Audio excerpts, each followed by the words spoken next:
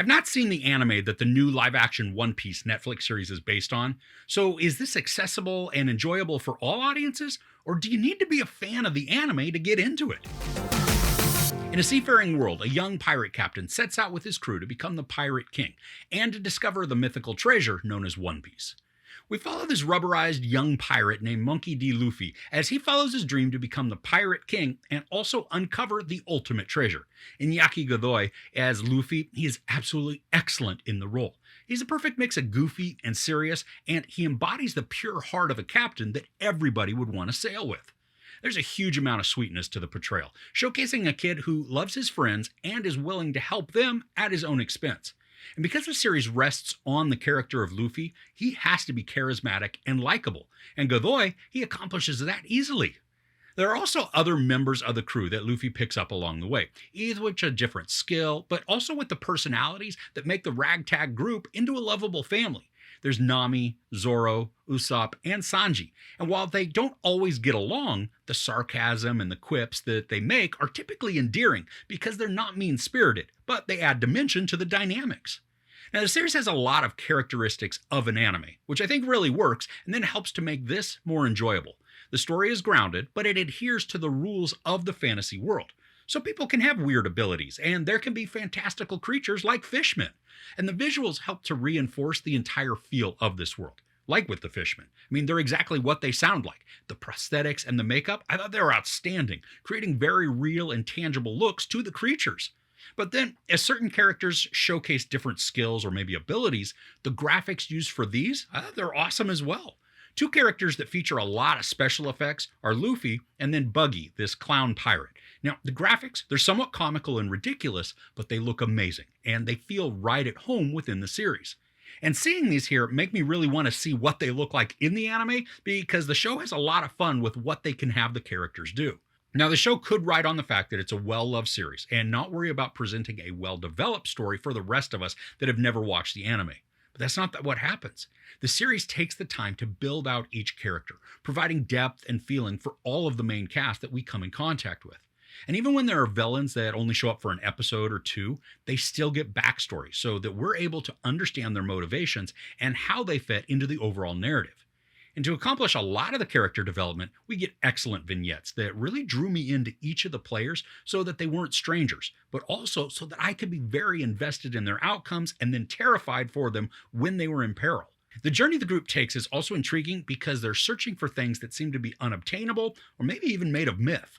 And while most of these are somewhat vague in what they truly are, there's a clear enough understanding that the destinations contain something valuable to the searcher.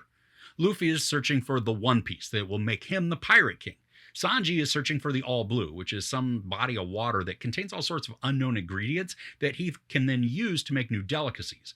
And the others, they have their pursuits as well, but they have less tangible goals and more of trait accomplishments.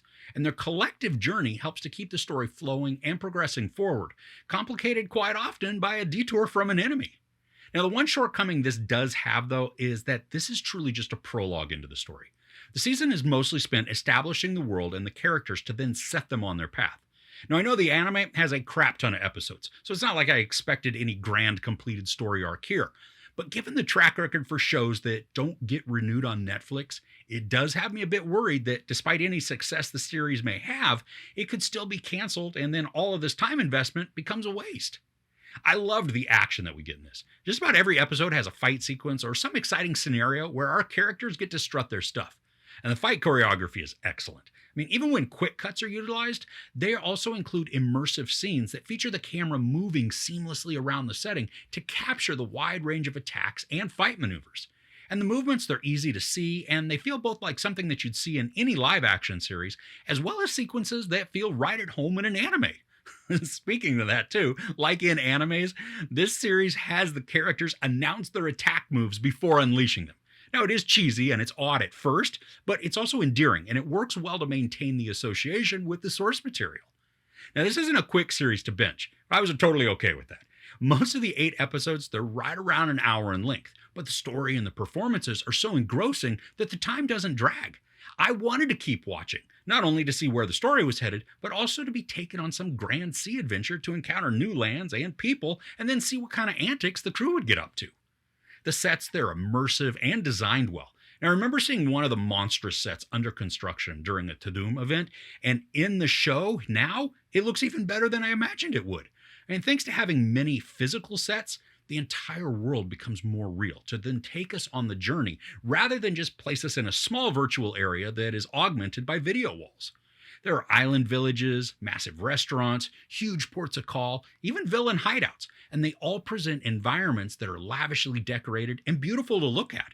And the costumes, they're also pretty unique, where some of the clothing looks like they'd be at home in the 17th or maybe 18th century. But then other characters are wearing things like chucks or miniskirts that clearly are not from that era. Now, I loved the mix because it reinforced the fantastical world and that the only rules that it stuck to were the ones it established for itself. And it worked perfectly. Now, I had a lot of fun with the show. And really, my only issue, and it is a minor one at that, is that I'm worried that we won't get more and that the story is just going to be left hanging. Overall, the live-action One Piece creates an immersive and beautiful world that is a mix of grounded universe and wondrous fantasy. The anime stylings are excellently crafted and complement the charismatic and phenomenal cast to show off impressive skills with fight choreography and special effects, which then create a captivating story. Thankfully, the narrative is engaging and builds out a plot that even newcomers to the show can understand and connect to, filled with adventure, treachery, peril, and laughs. This is an amazing show, and I really hope we get many more seasons. There's no sex, a tiny bit of nudity, a lot of profanity, and a bunch of violence. I give season 1 of One Piece 4.5 out of 5 couches. So are you a fan of the anime, or are you a newcomer to the show like me? I'm curious to know what you think about the show, so let me know in the comments below. If you enjoyed this review, please give it a like. Also, don't forget to share and subscribe. I'm Chris. This is Movies and Munchies. Thanks for couching with me.